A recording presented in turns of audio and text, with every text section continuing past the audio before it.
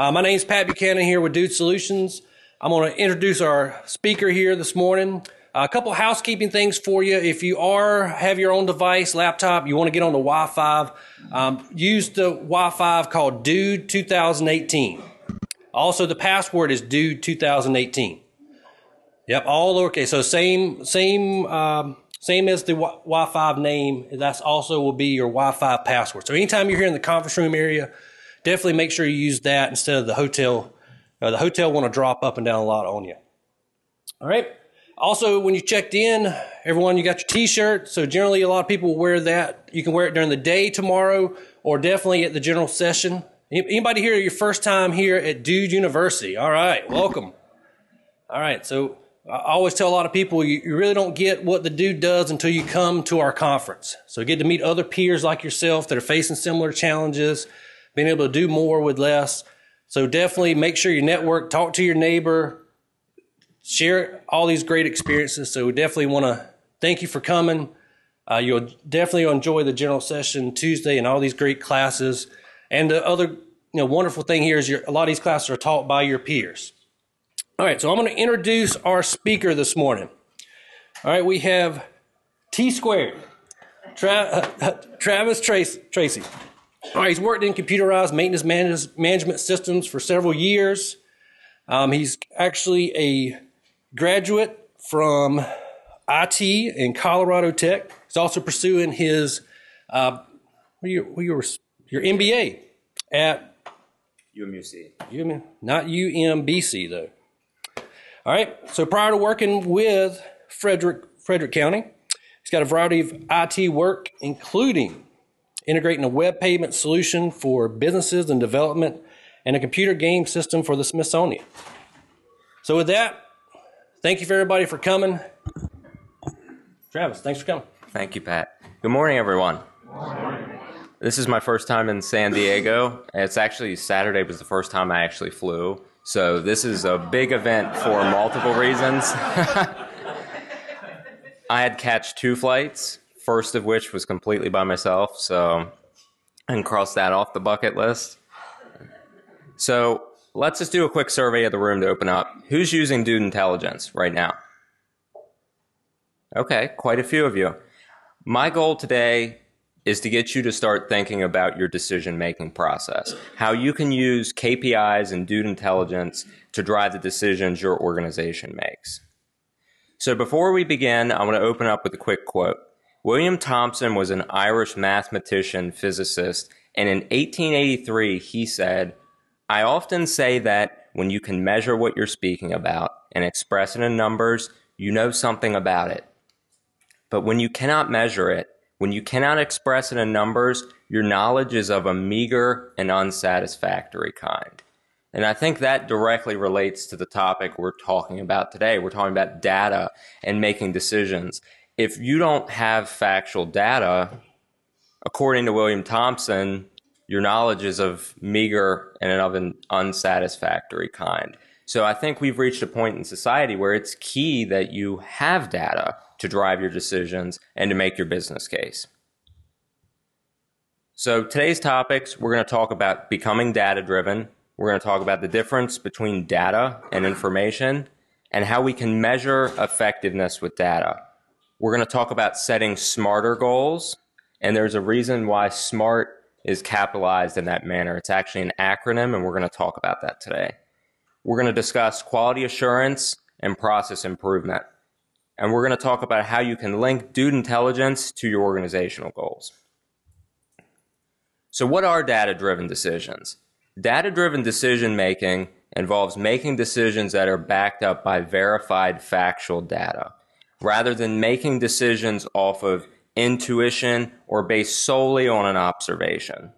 This is something that sounds simple in theory, but it's pretty challenging in execution.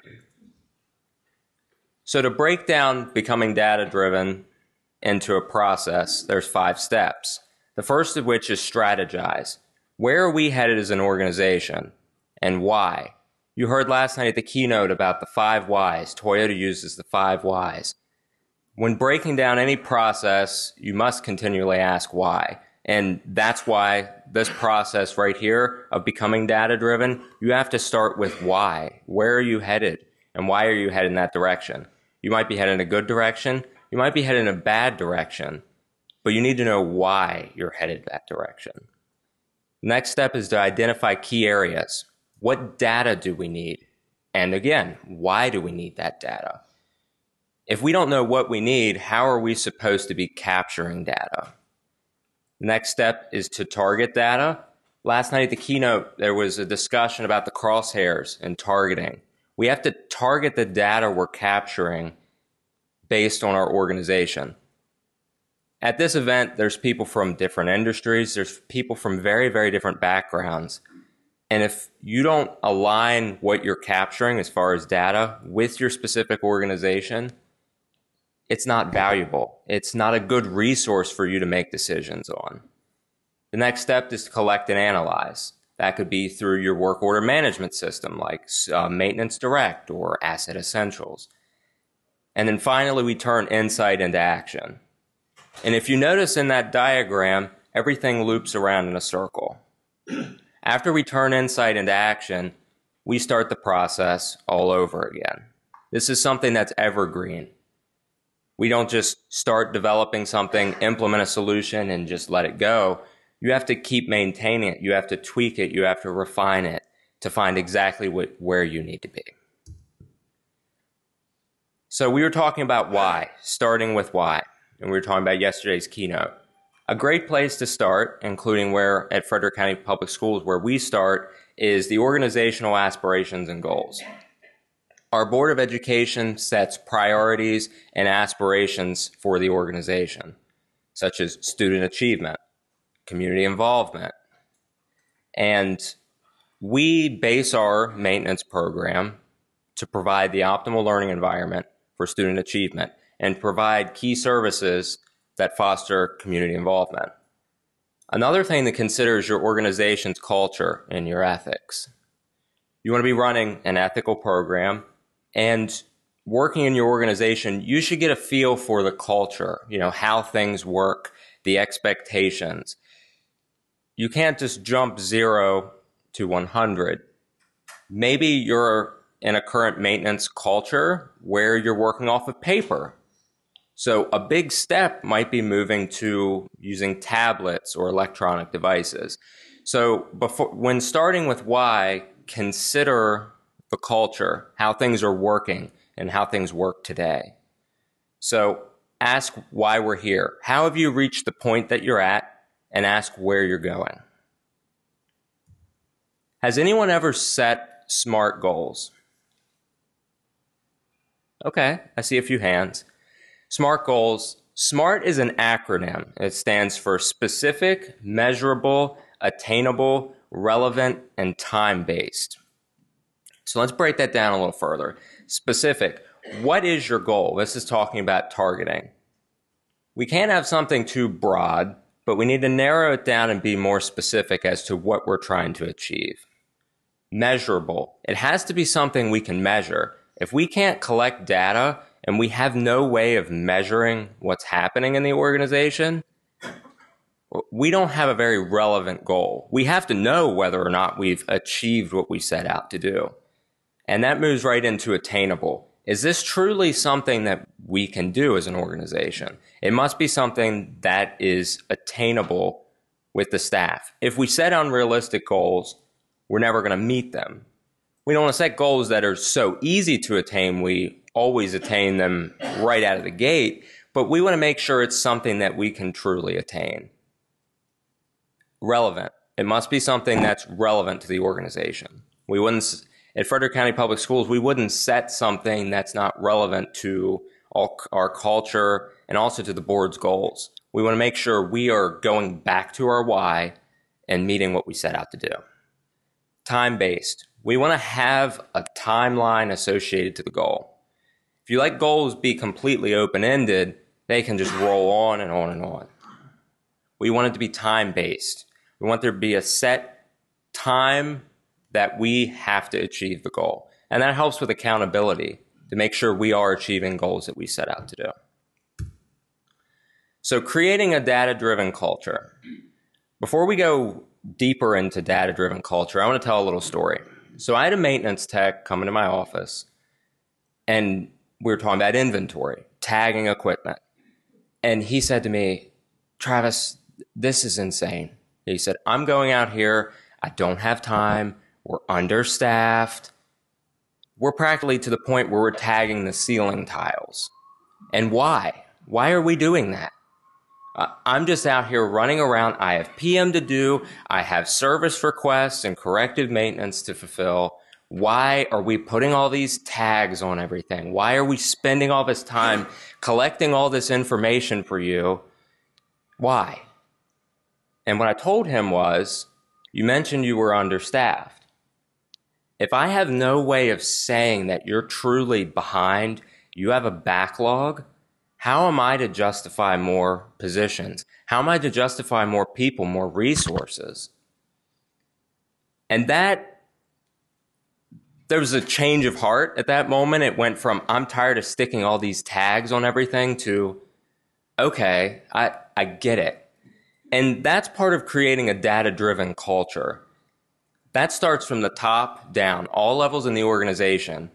They have to get it. They have to understand it.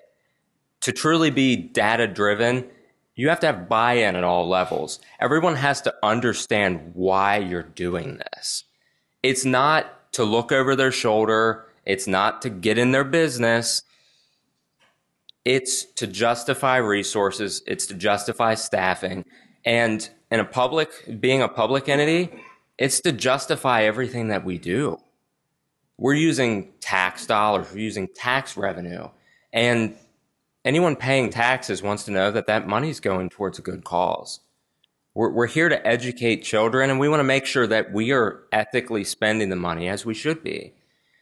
So, talking about data-driven, leaders lead by example. Buy-in usually starts from the top and goes down. If the leadership doesn't buy into being data-driven, doesn't buy into setting SMART goals, engaging progress with KPIs, the entire organization is going to follow that. If the leaders don't lead by example, no one's going to follow. And another thing is demonstrating impact. We were talking about the maintenance tech who asked why. That demonstrates impact. Why are you doing this? I'm doing this to help you. It's not to look over your shoulder. I'm not Big Brother hiding up in the cloud looking down to see what you're doing. It's to show them what they're putting into the system, the user input, is directly correlated to what comes out, and that shows them value. And when people see value in the solution you're implementing, it changes everything. You'll get buy-in because people like to know that things benefit them. They want to know that what they're doing, all that information they're putting in, is something that one day, the fruits of their labor, it's going to be worth what they've done. And in addition, putting technology in the hands of your workforce. Everyone at all of our maintenance techs at Frederick County Public Schools carry a Samsung Galaxy tablet. And I have been blown away by some of the individuals that even I probably wouldn't have expected them to adopt it as well as they did, but they're walking around with a bucket of tools. And one of those tools is that tablet. They need that tablet to go out and work. And we've built that culture where that's part of the job. That tablet goes with them. When you're taking your tools off the truck to go to a job, that's one of your tools. You don't go to the job site without the tablet. And we've started showing our maintenance techs how to do more, a lot more than just going to maintenance direct. Do you need an O&M manual? We have scanned copies of those or digital copies of those on our network drives. Here's how you get to them. Building plans, they're on our network drives. Here's how you get to them. Giving them more information at their fingertips, it's a lot easier to sell when you can say, here's why I'm giving you this device. I'm giving you a library of resources. I'm giving you access to the web where if you need something, you can go to Google and you search for it. You need to know if a vendor has a part or where you can source something. go online. And it's not pushing them. It's putting the device in their hands and letting them adopt it. Get them into Maintenance Direct, get them acclimated to the work order system, but put the device in their hands and let them use it. Because that's how you're going to get buy-in. That's how you're going to get people to adopt it, because they'll learn to rely on that device. So talking about identifying key areas, don't get lost. I have a colleague at work that's always telling me the phrase, don't get lost in the weeds. Don't get down in the weeds. Don't get lost. Don't get so deep down in the data that you're missing your why you even started. So at FCPS, Frederick County Public Schools, we start our processes high level and try to evolve down. And what that may mean is, so let's say we're inventorying assets. Let's take lighting, for example, lighting fixtures. We may start with one piece of equipment that encompasses the whole system. And then over time, we're going to evolve down to all the components of the system. If we just jump in, especially the size of some of our buildings, and have maintenance techs go out and inventory every single light fixture, that's going to be a lot of time and cost. But that's something we can do, but that's not always something that you want to do from day one. You want to evolve to that point and set out a plan. Determine what assets you're going to inventory. Determine what PMs you're going to create. And stick to that plan. If you set out to a plan, you set a SMART goal, something that's time-bound, stick to what you set out to do. And something I put on here is eliminate feature creep. So Pat said in my little intro that I developed a game for the Smithsonian. So I was on a team that built a computer game for the Smithsonian American Art Museum. And this was, at the time, I'm 23 now, I was maybe 17 at the time. So one of the issues we found as a team was feature creep. And what that is we would say, here's our plan, here's what we want the game to do, here's what we want it to look like, here's all the levels, here's all the characters, and we'd start development. And then someone on the team would say, I don't know if I really like that. I want to change this, or I want to add this. And slowly we had that feature creep where now suddenly we had a game that did more than we set out to do, but we're way behind on time. And we're scrambling to try to keep up. And that's something that feature creep could be anywhere, whether you're writing a book or maybe you're implementing a CMMS solution. Stick to the plan and don't let feature creep happen. Achieve your SMART goal and then go back.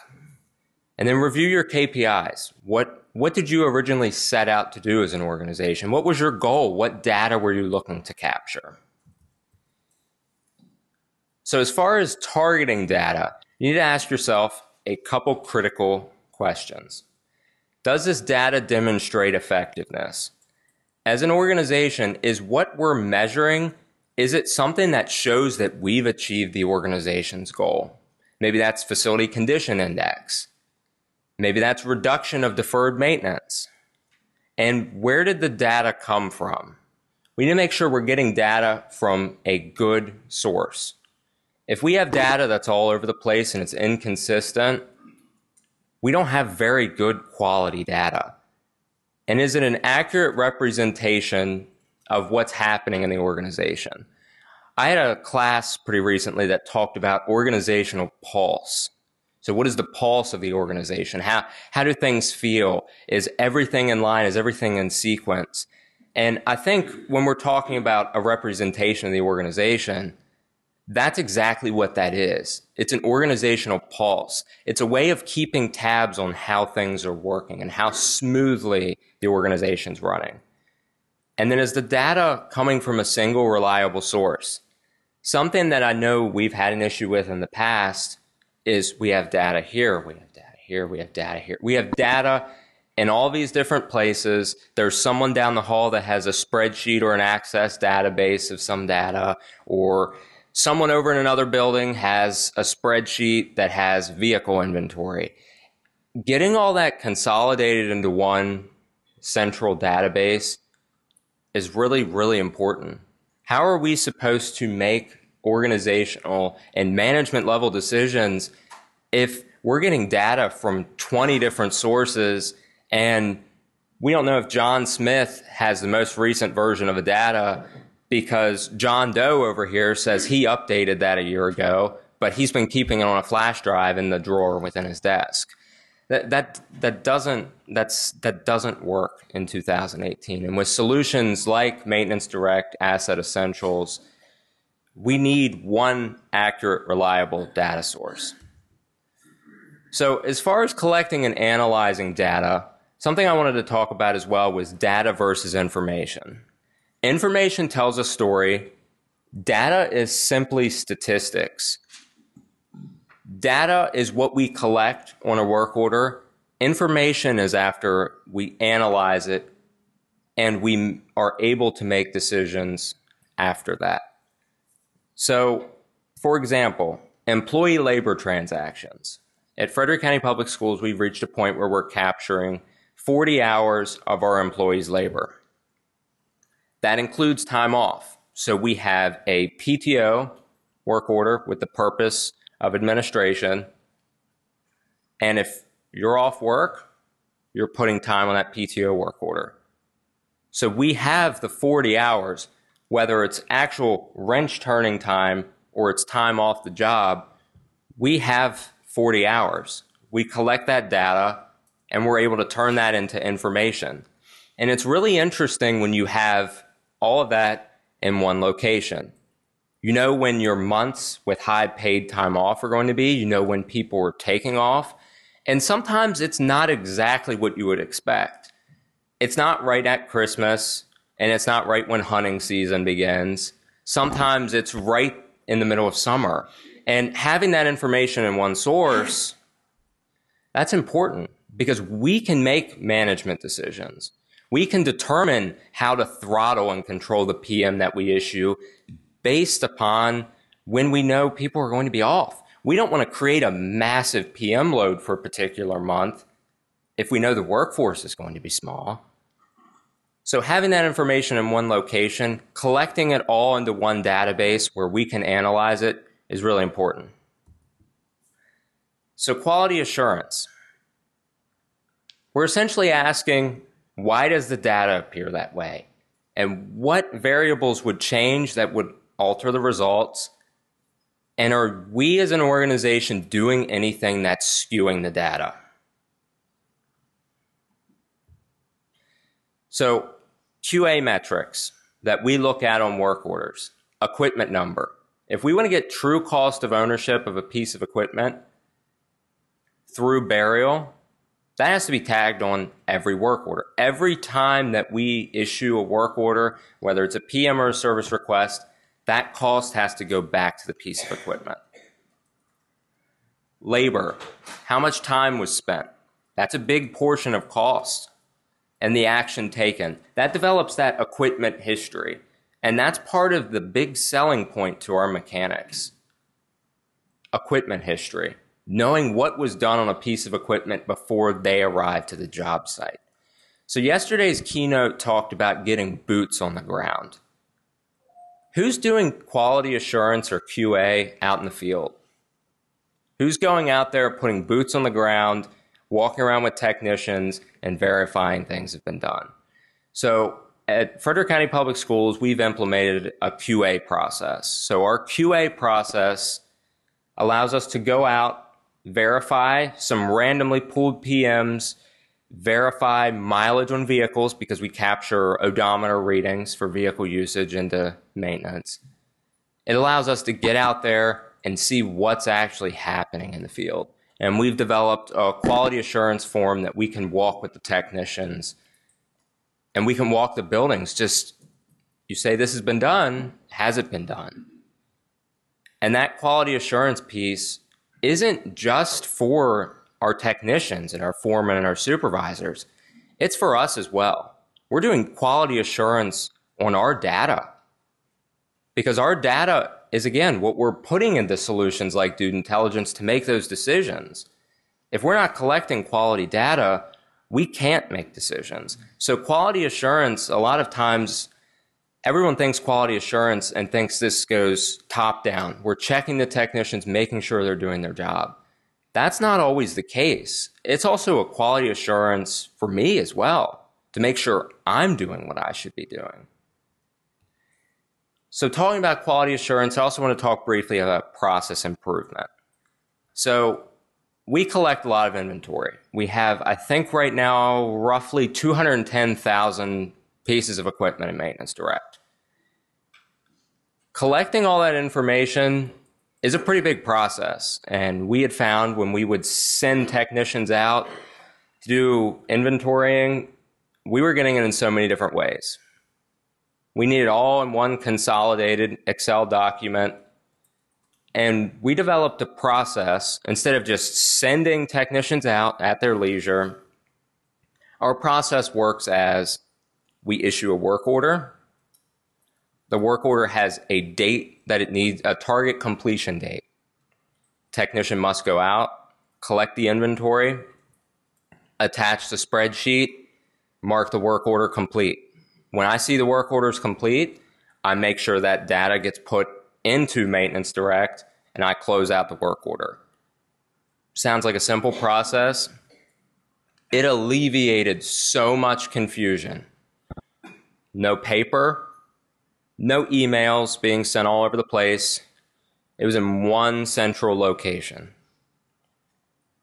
Simple process, very simple execution, but it made a world of difference for everyone. It made a world of difference for me, made a world of difference for the supervisors, the foreman, and the technician. So keep asking why. And that was a key question. Why is this so confusing? Why is this so hard? Why are we getting so much paper back? Asking why really enabled me in particular to know where those bumps in the road were, where the confusion was, and map out the process. Create a flow chart or a diagram or something. See how things flow. Look for trends and develop that implementation plan we were talking about. Establish milestones such as SMART goals. Assign ownership. Make people accountable. Assign tasks. Connect it to the strategy and communicate the plan with everyone. Let everyone know what we're going to be doing. So let's talk about turning insight into actions before we dive into dude intelligence. Intelligent operations using dashboards or business intelligence tools like dude intelligence will allow you to get that organizational pulse we were talking about. Set a baseline. Make sure you're collecting quality data and use that as your baseline. A lot of times you can't compare to day one. In fact, we look back to our first year with Maintenance Direct, and we don't make decisions off of that first year because we know we were in the implementation phase. We know there were bumps in the road. We know there was some confusion and questions to answer. But then go back and set your SMART goals. So we were talking about this model with the 5 steps earlier. I want to take this model for a minute and switch it over to something that we use. So strategize. A big organizational level KPI for us, school attendance rate. And it's been proven that school attendance rate is directly correlated to building condition. So what's our key area? Our key area is building condition, because our building condition affects that attendance rate. So what impacts building condition?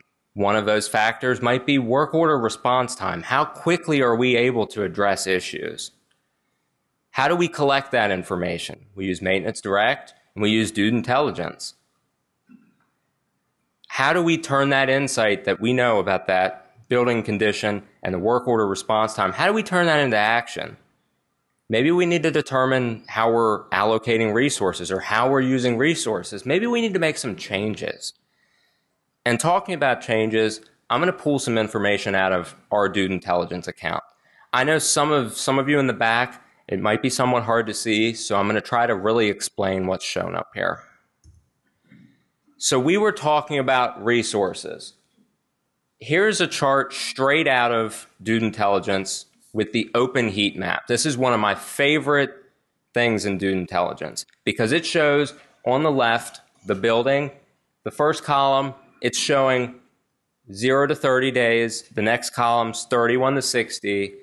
The following column's 61 through 90. And the last column's 90 plus. So we can see what's open. It's a real quick glance to see where we maybe need to be looking into things. Those items that have something in the red column, maybe that's something we need to look into. And it's possible it may be a long-standing project or something that remains open for a long period of time. And if that's the case, that's okay. But we need to know what those, in this case, those red items are. And Dude Intelligence gives you that information at a quick glance. We were talking about data quality. So this is a graph that comes from one of the trends or one of the KPIs out of Dude Intelligence. So underneath this graph, I chopped it off so I can make this a little bit bigger for you. There's something that says key fields. Work order has to have 6 of the following 8 conditions to be considered that it has quality data. A location, an area or room number, a craft, a purpose, an assigned to, a description of at least 20 characters, an action taken, and labor hours or work order costs. So the blue value is Frederick County Public Schools. The green value is the top 20%. The yellow is the median, and the orange is the low 20%. So we can see our key fields were at 99%, which is really, really, really good. But we can see our hours were at 94%. So that's something to evaluate. Why do we only have 94% in this case, at the time this was pooled, of work orders with hours? The percent of PMs completed in 30 days or less. The top bar is 2018, and then working down 2017, 2016, 2015. So in 2018, we're currently at 85%. 2017, we were at 83%. So we can see there's a gradual progression. But something I want to talk about a little more is breaking this down by month, because something we found particularly interesting is the changes of PM completed by month. So looking at our ratio of PM to CM, this graph for me is all about load balancing. How are we balancing PM and CM? Because we know there are a few months out of the year that we're going to get a lot more corrective maintenance.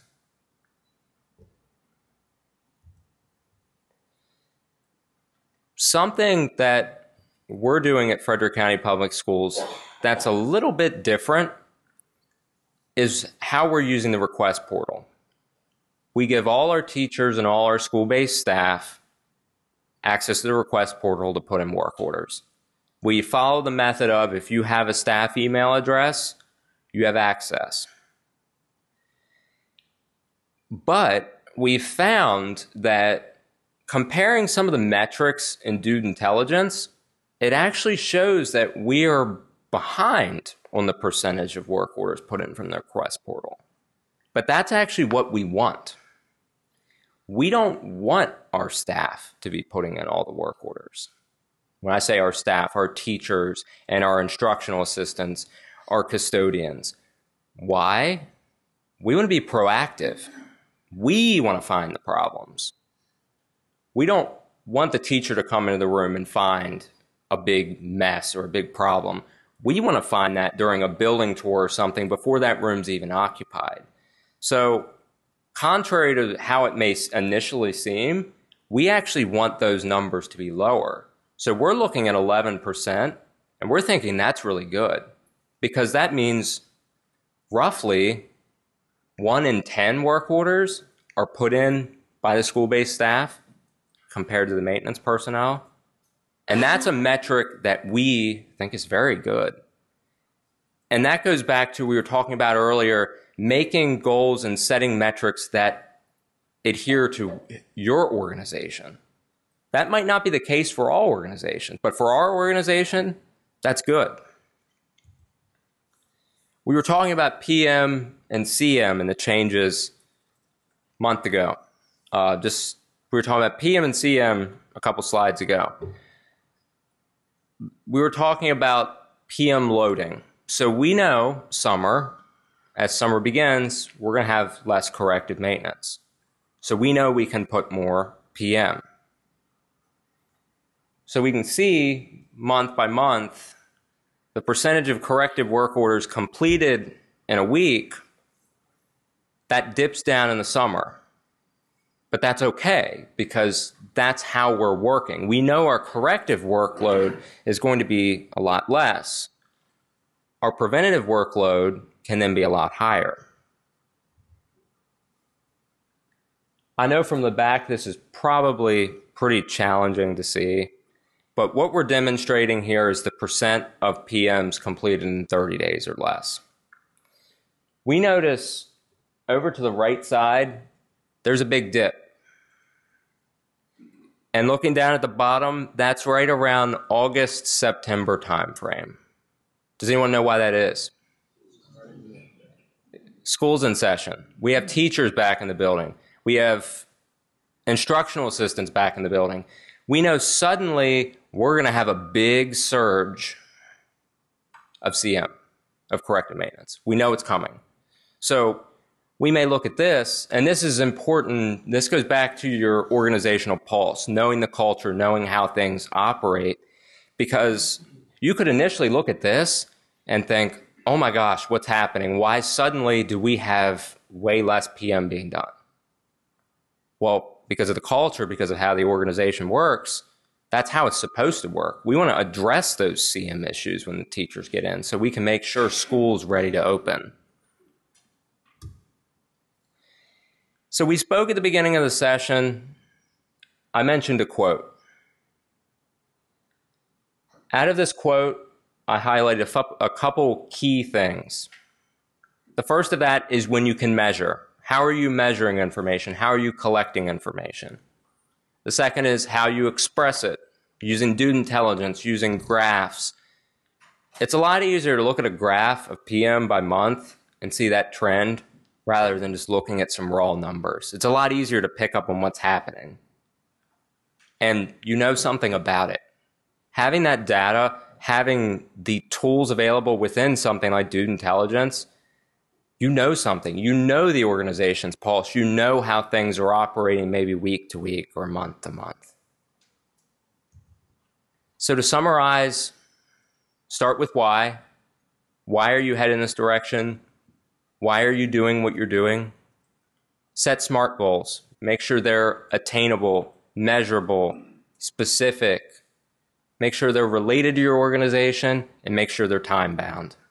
And don't get lost in the data, especially when you get to a point where you have thousands of pieces of equipment and thousands of work orders. It's very easy to get lost in all of that and lose sight of what you originally set out to do.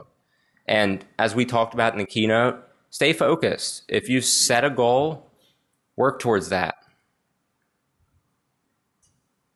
I'm going to open it up for questions. Sure. First off, thanks for a great presentation here. Thank you. You didn't notice the ripple, and let's take a little bit off the path. 17 tapped by the Smithsonian to raise game program. You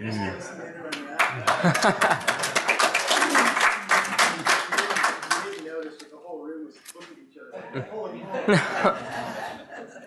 We all figured out what we were doing. That's funny. Well, on that topic, not only did I build a game for the Smithsonian's website, I was actually filmed by the Smithsonian, and I was actually on a monitor inside of their exhibit called The Art of Video Games. So I actually had interview footage of me shown in the...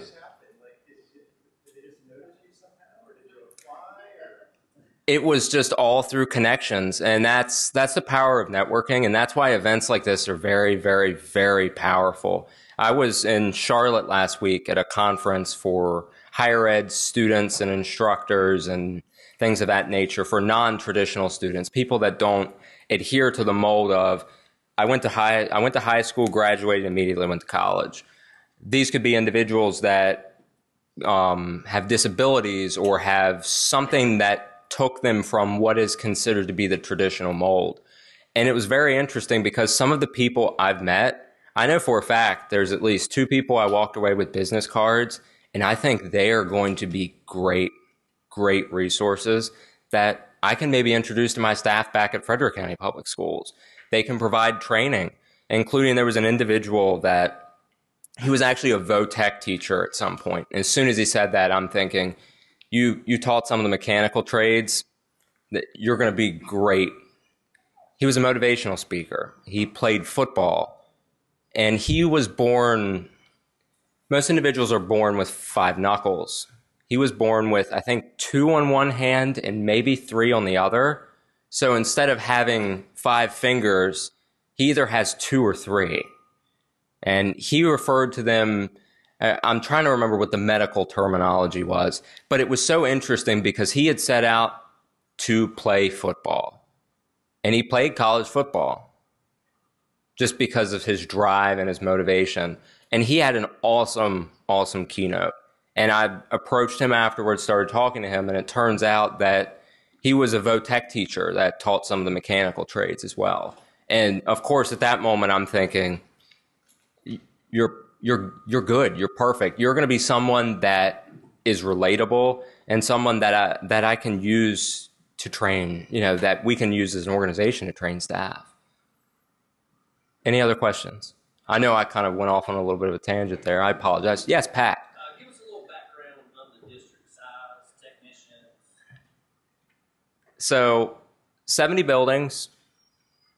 Technicians were running at about 150. I know Curtis is in the front row, and Curtis is nodding. About 150, 70 buildings, 150 technicians. We have 42,000 students, and we're close to, I think, 6,000 employees as a whole. Now, when I say 150 technicians, that doesn't include our custodial workforce. That's solely maintenance technicians. 7 million square feet under roof that we're taking care of. How many? 7 million. And I think the Pentagon's 6.7 million, correct? I think someone had I had enough trouble keeping up with what I got. That's why I had him sit in the front row. I should have given him cue cards to hold up. He wasn't taking notes. We're growing at a rate of 600 students per year right now, which is equivalent to a new elementary school coming online every year. So every dollar we see is being devoted to new construction and very little being devoted to systemic renovation of the existing buildings, the majority of which are 40 years or more old. Trying times. And that's why business intelligence is so important to us, so that we can try to see some of these trends that are developing and what's growing that we're not going to be able to address looking where it actually happens. And for those of you that may have had a hard time seeing some of the graphs and the charts, School Dude has a copy of all the presentations, and I believe they put those online, correct, Pat? They'll be online within a few weeks. They'll also, some of them will be in the app we got early, but they'll also definitely be online. We'll send the email out. Also in the app, make sure you go in at each session you go to and rate the session. There's a place where you can give it some stars here as well, so make sure you please do that for us. And all you first-time attendees, make sure, another huge thing I didn't mention was the lab. You get out of the session a little early, you have a few free moments, make sure you go to the lab. You can log into your account or one of our demo accounts if you want to maybe look at student intelligence more, or grab Travis, Curtis, and their team, have them log in, show you a little bit more about their system. So that's the other great thing. Also look in the class for who's teaching classes. There's a ton of these other classes taught by clients just like yourselves. So make sure you try to take a lot of those. There's Curtis is doing one at 3 p.m. today, right, Curtis? Yes. Filling the qualified employee gap. John DeFate from Albuquerque is doing one Tuesday at 9. Goes into a lot about data. Where's Terry? Terry Naylor's doing one on PM. I think it's 11 today, right, Terry?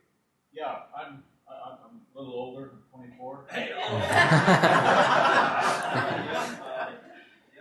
Michael Madrid, also from Frederick County Capital Planning, Tuesday at 2. So there's a lot of sessions taught by peers like yourself and how they've dealt with some challenges. Make sure you're making some. Other questions? I'm curious, do you have any lessons learned on getting techs to actually be more comfortable with using a tablet and the online systems if they haven't really even been checking email? That's a good question. And there are some individuals that, as you said, don't even check their email. Now, that's a very, very small segment. And some of that, I had talked about putting the technology in their hands, showing them what it can do for them. It's all about buy-in. And if you demonstrate in a manner that they want to know, they're going to buy in pretty quickly. And we talked about equipment history. For some, that's the buy-in. For some, I showed them that you could push and hold the button down at the middle of the tablet, and the Google Assistant would pop up, and it would make a couple sounds, and they could talk to the tablet. Some of them weren't comfortable with typing into the tablet. We showed them that you can use talk to text. You can push and hold a button and start talking, and suddenly what they're saying is converted to text. And that was the big holdup. They didn't want to fill out work orders. They didn't want to do certain tasks because they didn't want to type. They weren't comfortable typing.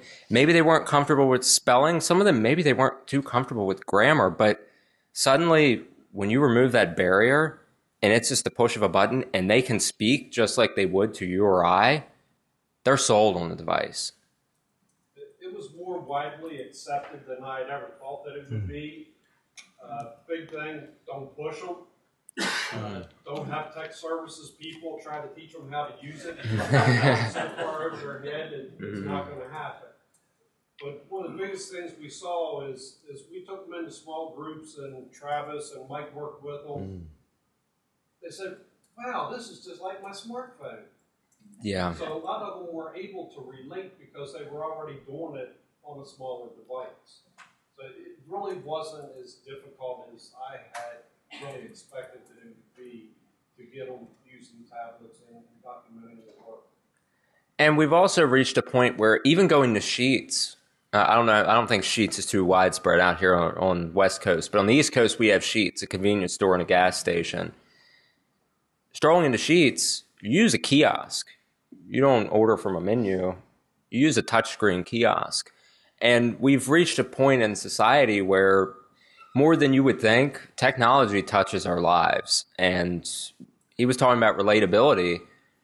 These individuals that may say, I'm not comfortable filling out a work order, I'm not comfortable logging in, you may find out that they shop on Amazon. And when you find that out, it's a lot easier to relate it. It's all about relating it to something that they know, something that they're comfortable with. And once you get one within a team that's like, wow, this is pretty cool. This is nice. This is convenient.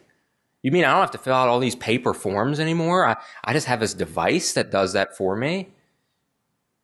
Someone's going to look over that individual's shoulder, and now you've got 2, then you've got 3, and it just spreads because it's also the factor of it's the cool new thing. So as you have individuals buy in, they become the individuals that sell it to the rest of the team. The other thing we did was allow them to take the device home with them. So, when they got home, their grandkids could really show them how to use it. I'll take help from wherever I can get it. If it's from the grandkids, I'm on board with it. Yes, sir. Before you started talking about doing 40 hours a week time for each employee. How often do you close that work order out, or do you run it for the whole year? Monthly. I'm thinking about productivity and all that kind of stuff too. Monthly. We use monthly, and then we've shown the staff how to just duplicate the work order, change the dates, change the time, and just roll from month to month. Well, thank you. Thank you.